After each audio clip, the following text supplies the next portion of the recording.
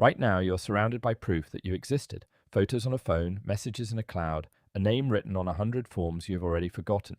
You assume that if you build something, it lasts. That is what building means. But the real answer is far stranger. There was once a civilization that ruled a territory larger than ancient Egypt. It fed millions of people. It planned cities in perfect grids long before Rome laid a single stone. It traded across 1,000 miles, and then it disappeared so completely that for almost 4,000 years no one knew it had ever existed at all. No pyramids, no palaces towering over the desert, no kings carved into cliffs. When explorers finally stumbled onto its bones in the 1920s, they walked over the ruins for decades without understanding what they were standing on. This is the story of the Indus Valley, and what it lost is not what you would guess. Picture the land first. A wide river valley in what is now Pakistan and northwest India, green and fertile, threaded by the Indus, and a second river that has since dried to dust.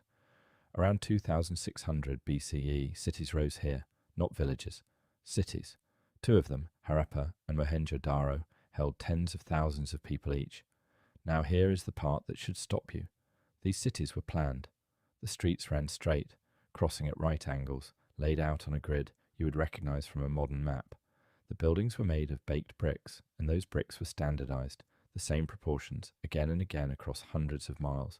Someone, somewhere, had decided that a brick should be a certain shape, and an entire civilization agreed. Think about what that means. To standardize a brick, you need a shared system of measurement. You need people in one city making objects that fit perfectly with objects made in a city they will never visit. You need agreement on a scale so precise that archaeologists have found weights, small cubes of polished stone, that follow an exact mathematical ratio. The heaviest known weight is thousands of times the lightest, and they all line up. This was a society obsessed with getting the small things right, and they got the small things very right. Mohenjo-daro had covered drains running beneath its streets. Households had private bathrooms. Wastewater flowed out through channels built into the walls and carried away from the homes. There was a great bath, a large watertight pool sealed with a layer of bitumen that may have been used for ritual cleansing. Some of these homes had wells. Some had what looked like the world's first flush toilets. Now compare that. In many European cities, 4,000 years later, people were still throwing waste into the street. The Indus people had figured out sanitation before most of the world had figured out the wheel-thrown pot. They lived in clean, orderly, well-drained cities at a time when city was still a new idea for the human species. So why have you never heard their names? Because we do not know their names. We do not know what they called themselves. We do not know who ruled them, or whether anyone ruled them at all. And here is the strangest thing of all, the thing that makes this civilization a genuine mystery rather than just an old one. We cannot read their writing. They had a script. Archaeologists have found it stamped onto thousands of small seals, carved with animals, unicorns, tigers, and short lines of symbols. These seals turn up everywhere across the Indus world, which tells us the symbols meant something, that they were used for trade, for identity, for record. But no one has ever decoded them. The inscriptions are short, usually just a handful of signs, too brief for the patient code breaking that cracked Egyptian hieroglyphs. There is no Rosetta Stone for the Indus, no bilingual text, no translation, no key. So an entire civilization speaks to us, and we cannot hear a word.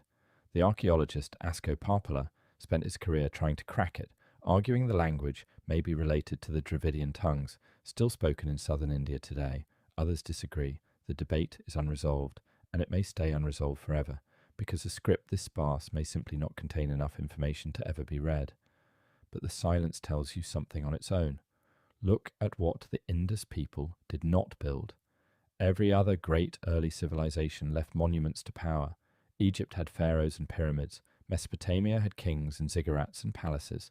They carved their rulers into stone, larger than life, boasting of conquests. They wanted you to know who was in charge. The Indus Valley left almost none of that. No giant royal tombs stuffed with gold.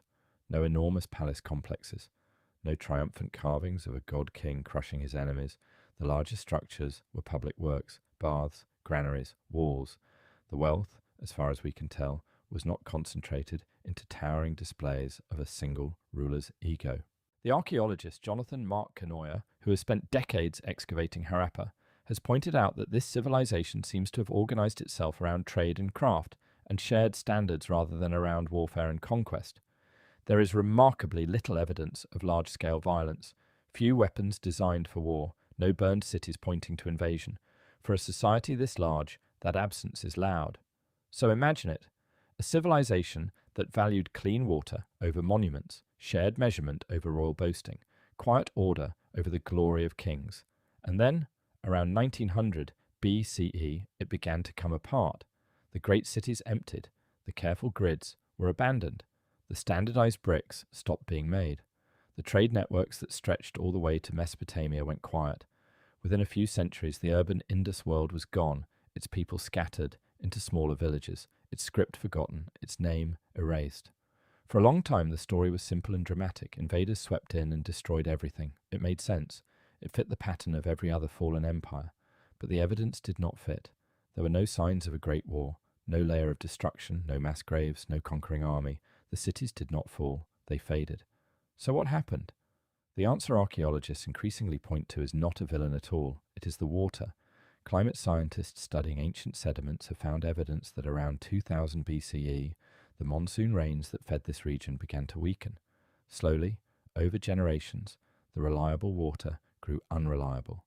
One of the rivers that watered these cities, a great river that once ran beside the Indus, shifted its course and eventually dried up entirely. The geologist Liviu Gheosan and his colleagues traced how these rivers changed and how the people changed with them, drifting eastward, away from the failing water, toward rains that still fell. The Indus civilization did not die in a battle. It dissolved into a drought so slow that no single generation would have called it the end. And that is the part that should follow you out of this video. You imagine that collapse is loud, a wall breached, a city burning, a final, terrible day. That is the story we tell, because it has a shape, a beginning, and an end. But the largest, cleanest, most quietly sophisticated civilization of the ancient world did not end that way. It ended in silence, in slowly emptying streets, in a river that grew a little thinner each year, until one year it simply was not there. No one wrote down the last day because there was no last day. There was only a long, patient forgetting. They built their cities to last. They standardized their bricks so the small things would always be right. They planned for the future in grids and drains and careful measured weights. And still, the future arrived on its own terms, indifferent to all of it, and carried them away. 4,000 years later, you are surrounded by proof that you existed. Photos, messages, your name on 100 forms. You assume that if you build something, it lasts. The Indus Valley believed that too.